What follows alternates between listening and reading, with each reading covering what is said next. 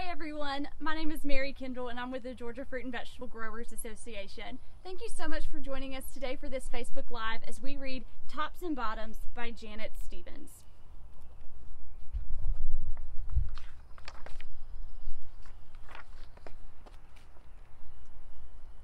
Once upon a time, there lived a very lazy bear who had had lots of money and lots of land.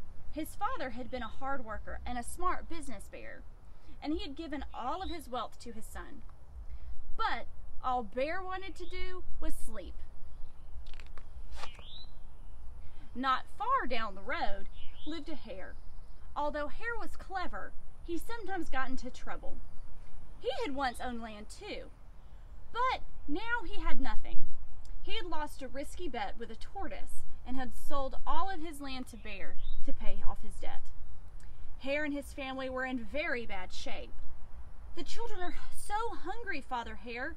We must think of something," Mrs. Hare cried one day. So Hare and Mrs. Hare put their heads together and cooked up a plan.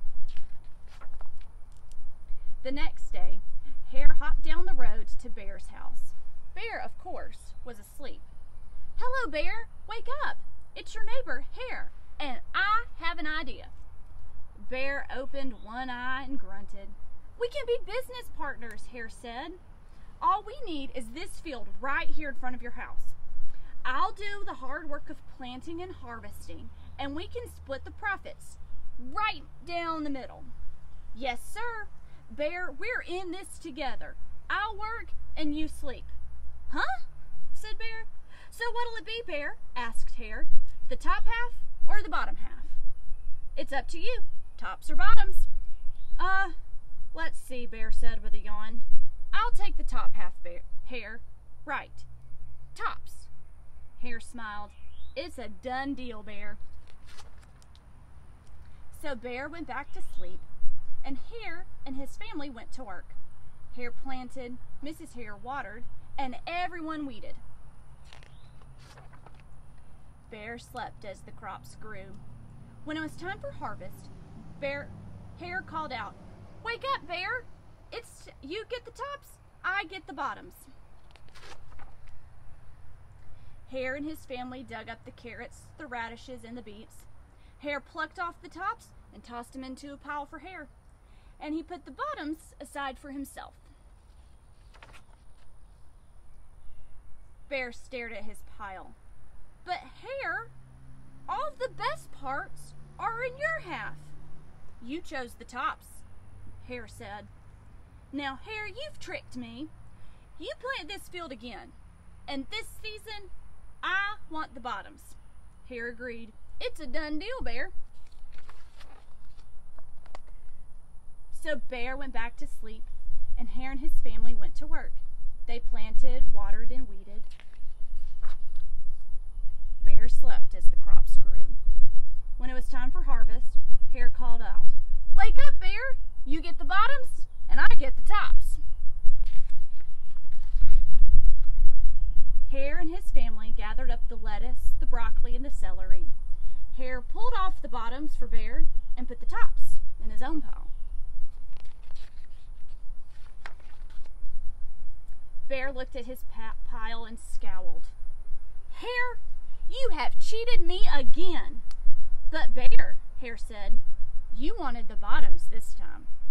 Bear growled, "You plant this field again, Hare. You've tricked me twice, and you owe me one season of both tops and bottoms." "You're right, poor old Bear," sighed Hare. "It's only fair you get the tops and the bottoms this time. It's a done deal, Bear."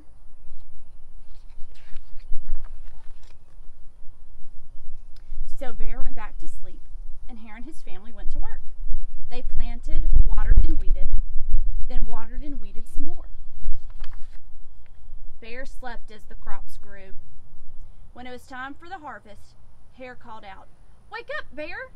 It's time you get the tops and the bottoms." There, in front of Bear's house, lay a high field of corn. Hare and his family yanked up every corn stalk. Hare tugged off the roots at the bottom and the tassels at the top and put them in a pile for Bear. Then he carefully collected the ears of corn in the middle and placed them in his own pile. Bear rubbed his eyes and watched. See, Bear? You get the tops and the bottoms. I get the middles. Yes, sir, Bear. It's a done deal. By now, Bear was wide awake. That's it, Hare, he hollered. From now on, I'll plant my own crops and take the tops, bottoms, and middles.